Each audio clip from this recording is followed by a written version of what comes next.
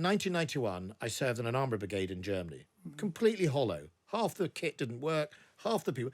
Now, if we want to play top trumps defence, where we just boast about numbers, but we don't equip people properly, then we're doing two things. We're not deceiving the enemy, by the way. The Russians and Chinese know exactly what's going on. We're deceiving ourselves, and we have done that for 30 years. Now, Keir Starmer's claimed that the Labour Party is now the party of national security. And they've committed to raising defence spending now to 2.5% of GDP. That's an ambition which is already the Conservative government's. And they say they're going to reach it by 2030. It's a little bit vague on both sides, actually. Labour says there'll be a triple lock, another one. We've got triple locks on pensions, so why not on defence as well, and on the nuclear deterrent. It means 4 new submarines, a continuation of 24/7. That means continuous 365-day patrols. A promise to upgrade in the future is required. But is this really that different from what is existing policy? Tell me, with your expertise, am I missing something here? Because it seems to me that what Labour announced this morning about the nuclear deterrent is pretty much exactly what existing government policy is. Oh, absolutely. I mean, it is very much just going with the government line on the replacement of Trident, the nuclear system. I mean, there are some slightly different positions. You alluded to it before about ramping up spending to 2.5% of gross domestic product. The timing, the government says it'll do it by 2030. Is Labour a little softer on that? It's not really clear. I mean, one thing I do think about the Labour plans, I was moderating a session a couple of weeks ago with John Healey and David Lammy with a load of academic and military experts. And some of them were a bit unsure about the Labour pledge to have a defence review as soon as they get in. They think that would take too long, and they feel there needs to be greater urgency to address some very glaring shortcomings in the armed forces. So it's not necessarily going to be a package that pleases everybody. And I think with both parties, the question is there, particularly if you talk to the practitioners and the people involved in strategy in the armed forces, about adopting this language about an increasingly insecure world. We heard there in your clip, Keir Starmer talking about, our first step is to keep Britain safe. Well, it's not on his card of his first steps, in fact, which he issued a couple of weeks back. So will either party really be ready in swift time to commit the kind of funds that would be necessary to really get the armed forces going again at the pitch that they need to? Well, you do wonder, given how dangerous a world this has become, the threats that we now face on multiple fronts, is the best that the two main parties can do is argue about whether we should be spending 0.1% or 0.2% more of GDP on defence, or shouldn't the response be of a far greater category, a far greater vision? Well, it's a very good question, Andrew. I mean, if you look at one of the main Labour lines that they've been using in recent weeks is, look, when the Conservatives took over in 2010, we were at 2.5%. We'd hit that magic figure and it was being sustained. It's quite a good line, I think, in a way, as a political attack line. And if you go back to the late Cold War period, so we're talking about the late 1980s and the early 1990s, it was quite normal for the UK to spend something like 4% of its gross domestic product of the economy on defence. So I guess the question is, if everybody who says we're in an absolutely different world now, the threats to national security are altogether more intense, if they believe that, do we not therefore have to follow the logical corollary and get defence back to those sorts of levels? And if we do, what's the cost going to be in terms of health, education, and all the other pulls on government money? Well, Mark, let me take that thought. Stick with us. But I'm going to turn now to Ben Wallace, former Defence Secretary in this Conservative government. Ben Wallace, welcome to the programme. Thank you, It's Andrew. good to have you on my first show. And before I come on to what Labour's saying, let me look at the Conservatives in defence, because your party thinks of itself as the party of defence. Defence spending in 2010, when you came to power, was 2.5% of GDP. It dropped in the decade after that to 2%. It's now around 2.3%. And the plan is to end the decade, or roughly then, with 2.5%. So back to the level it was in 2010, when the world is a much less safe place. Why? That's not a great record. Well, I think the first point was when I came in as Defence Secretary in 2019, absolutely, and I had said it consistently, and I think one of the challenges of this current election is, let's be honest, right? I had said for years that both Labour and Conservative hollowed out defence for 30 years, right? That affects everything. That affects culture in a department, but that also affects where defence spending sat across Whitehall. You know, we were like discretionary spend, like, oh, should we buy a set of curtains? Let's have a bit more for defence. But fundamentally, we weren't in the big education, health, transport debates. So fundamentally, we started the process of increasing funding when I took over, 30 billion in the time I'd left, and solid, sustainable funding is the importance and increase. Now, I would be in favour of 2030, 3% of GDP, right? I absolutely would. And no one else is supporting that. I think Grant Shapps did, actually. Grant Shapps. But he's only the Defence Secretary. Well, no, they're not. But what we are doing is we have moved in the Conservatives, where Labour haven't, from saying when economic conditions allow, which I thought was a totally phony phrase for anyone, because it should be when threat demands it, not, you know, economic. But Labour, you're both saying the same thing. No, Labour is saying economic conditions allow still. But they're also saying by 2030. No, they haven't. They haven't put a date on it. Your party's saying, but I mean, frankly, it you're is dancing on the head of a pin. No, it's not, Andrew, because one is a cultural cross to say we are going to do it, and one is trying to say that everybody else's conditions come first. And that's Labour's position, which is ultimately, and Mark makes the point, if we increase defence spending, you have to take it from somewhere else, right? You're going to have to take it from the rest of the government. And no one really wants to ever be honest that that might mean less education or schools or transport or whatever it is. And if that was the case, and when I was serving in the Cold War, it was the case that we managed to have an NHS and spend 4% of GDP.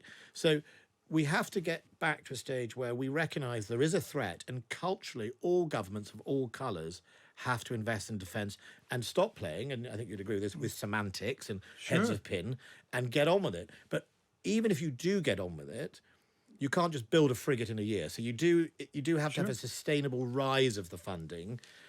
And my view would be, having lobbied more and more defence money from government, is that at the very least it needs to be an upward trajectory on a sustainable plan, rather than dollops of cash like we saw in Germany that don't actually fundamentally affect the core budget of defence. I mean, you say Labour hollowed out defence. Both of us did. I'm not saying. But you know, I park that for a moment. But you hollowed out on top of hollowed out. I mean, in 2010, you inherited a British army that was 100,000 strong. It fell to 82,000. It's now fallen. It was meant to reach 73,000 by 2025. It's already reached 73,000. It's smaller than at any time since the Napoleonic Wars. I mean, that's a terrible record. Well, and by the way, you know, EU and US generals say British Army now is really too small to matter. Well, what matters is that whatever size of our armed forces we have, we fund them properly. We fund them with the right equipment, the right enablers, the right ability to integrate with each other, and the ability to integrate with our allies. And, you know, this is not new. In 1991, I served in an armoured brigade in Germany, completely hollow. Half the kit didn't work, half the people. Now, if we want to play top trumps defence, where we just boast about numbers, but we don't equip people properly, then we're doing two things. We're not deceiving the enemy, by the way. The Russians and Chinese know exactly what's going on. We're deceiving ourselves, and we have done that for 30 years. And I had always strived in our defence policy to have some honesty, and then we can make sure that we fund it properly. So I would rather have an army that we can properly equip, properly defend, than have a Labour army that produced snatch Land Rovers in Afghanistan, right? That's fundamentally. Now, if that means it's smaller, but it's more lethal, then that's what we should be aiming for. And I can give you one really good example. When I was serving, we had long-range artillery, 155mm gun, the AS-90. 1989 it was introduced. It has a crew of 5. The next generation of artillery piece that we've now just got, the Archer, the Swedish one, which is a 155, it's got a longer range, more accuracy, it's got a crew of 2. Right? So you can sustainably have a smaller force, but a more lethal force. So ultimately, we should be funding what we can afford, rather than pretending everything's fine because we've got the red arrows and choosing the colour. Right, but the talk of the dangers we now face and the response of your party and of the Labour Party is surely inadequate. I mean, none of the recent extra spending does anything to address the condition of the British Army. It does. It's £30 billion till 2030. Yes, over 6 years. Yeah, well, yeah, but this is the point about the complexity. You can't just rustle up. There's no production line just churning out things. So No, but you could buy things from abroad, as the but Poles there are aren't many. doing. So, yes, they bought them from The South Poles are buying 1,000 tanks. They've bought them from They're South, buying 1,000 South fighter Korea. jets. They bought them from South Korea. Right, well, they must be pretty The good. fighter jets are made in Lancashire, so we're making them. But Yeah, but but just not ultimately- for us. Well, and for us. What? But the F-35, Britain makes 15% of every F-35, and But they're not buying F-35s from South Korea. They're buying South they're not Korean. from South Korea. They're buying No, South Korean exactly. capability. But they 1,000 tanks, an army, 250,000 strong. The Poles. So the Poles will are going have. to 4% of GDP. Right. Right. And that is a discussion we could all have. They're going to have an army of 200,000 people. And we definitely could have that discussion. I would venture that we should continue the rise in spending that started under Boris and Rishi, right? Yes, it was cut under George Osborne and David Cameron. And by the way, Labour's record was actually they took it from 3% of GDP to 2.2%. And only when they factored in the Iraq war did it go up to 2.6 in its final year. Can we both agree Yeah. that the current debate between Labour and Conservative about defence spending is not adequate to the challenge? I think what I would say is we have committed now to money that would have to be planned by the Treasury. Labour have not yet committed, so they're not. Oh, they're not in saying- power. Yeah, but You know, give them a chance. And they're going to have a defence review. Give them a chance. so Mark Eben's point is absolutely right there. So Okay. defence reviews will dither and delay rather than actually start investing, to continue the investment we need to do. One final question before I go back to Mark. This idea of national service, at least for a number of people anyway, it's never been that popular with the military brass. Will it, in your view, should it, in your view, lead to a rise in what we used to call our territorial army, in our reservist forces? Will it or won't it? Well, it should do if you have what you call reserve liability attached. But the government announced that it would have a sort of royal commission to look at the detail. For what it is worth, overall, the principle of should 18-year-olds contribute to society, whether it's military service or any other type of service, I think is a good thing. My father from Fife came and he went and did his national service, did all right for him around the, but ultimately, we need to work out the details about who and when. It doesn't do any harm in many of those Scandinavian countries. But I would also say to the army, and it was at the time, when we're looking at recruitment, one is, I think 67,000 people a year apply to join the army and only 1 in 6 get taken. So there is a question about, does everyone need to be a paratrooper? I mean, if you're a cyber warrior, do you really need to do a 1.5 mile time and whatever? And secondly, we have 77,000 people who have what we call reserve liability, who've served in the regulars, who are somewhere out there, who we could call upon legally any time. We'll leave it there. Ben Wallace, thanks for joining us on my first programme. Let's go back to Mark. Mark, give me some thoughts on what you've been hearing there. Well, it's interesting the way your discussion came back at the end to people. And that is fundamental too. I mean, we've got Royal Navy warships. There aren't that many of them anymore, but even the number they have, some have been laid up for a lack of crew. So the question about people is vital. And I think this question, is that just down to pay and conditions, or are there some bigger issues there? Is there a lag in public consciousness in which the kind of, all the lights on the dashboard flashing red type warnings that we're getting from the professional military just haven't cut through to the public at large? I think that's fascinating. And I think in this campaign, we see evidence implicitly that that's the case.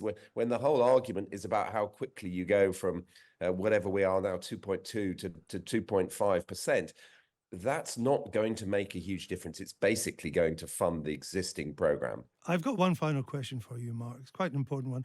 I've just come back from the US, and I was told there by a number of people at the core of the US intelligence and military service that there are real concerns about the state of Britain's nuclear deterrent, that the subs we currently use are having to spend so much time being repaired and refurbished that it's hard to keep the continuous deployment of at least one at sea, and that they're even finding it hard to crew with the skills and the people who are prepared to be underwater for so long. Have you heard concerns like that? Yes, indeed. And this plays into decisions that were taken after that 2010 Cameron Osborne austerity government came in, and the review that was done at the time. One of the decisions they took at that time was to delay by a few years the introduction of a replacement for these Trident submarines, the Vanguard class. And I have heard people saying that all sorts of issues to do with the very long time taken to add a refit, for example, 7 years to the first of class that's had to happen, is a consequence of that decision. And it is true, you're right, that one of those Vanguard class boats has recently done a tour. I think it was something like 220 days they were out on patrol. Now, it used to be the norm that these patrols would be 90 to 100 days, but it all speaks to the difficulties of maintaining the operational cycle with the number of boats they've got that are good to go. And of course, we've had those recent failures on the testing of the missiles themselves. So I think there are questions about the degree to which urgent investment or reinvestment is needed in Trident. All right, Mark, thank you for that. And thank you for joining us. That's Mark Urban there.